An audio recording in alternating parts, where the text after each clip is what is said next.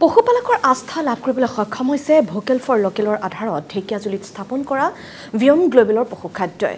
ভিয়মৰ পশুখাদ্য খুৱাই যথেষ্ট লাভান্বিত হৈছে ৰাজ্যৰ ভিন্ন প্ৰান্তৰ লগতে ৰঙিয়াৰ পশুপালকসকল।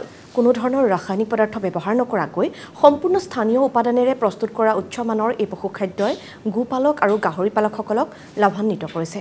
ভিয়মৰ পশুখাদ্য খোৱাৰ ফলত প্ৰতি গাই গৰুৱে 2-3 লিটাৰ পৰ্যন্ত বৃদ্ধি পাইছে গাখীৰ।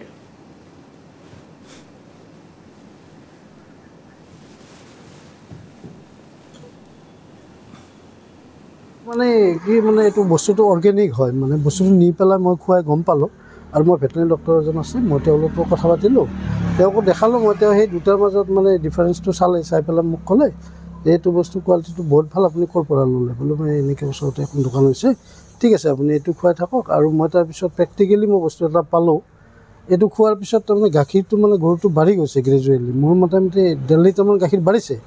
আগতে মানে 2 লিটাৰমান গাখীৰ ওলাই আছিলে মোৰ মানে সৰু গৰু।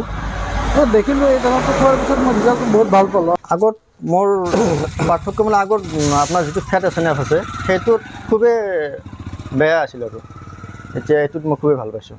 দামটোৰ ক্ষেত্ৰতো অকণমান দামৰে ডিফাৰেঞ্চ পাইছোঁ, কম পাইছোঁ। আৰু যিটো ফিট কোৱালিটিটো বেটাৰ পাইছোঁ আগত কৰি এইবিলাকত কৰি।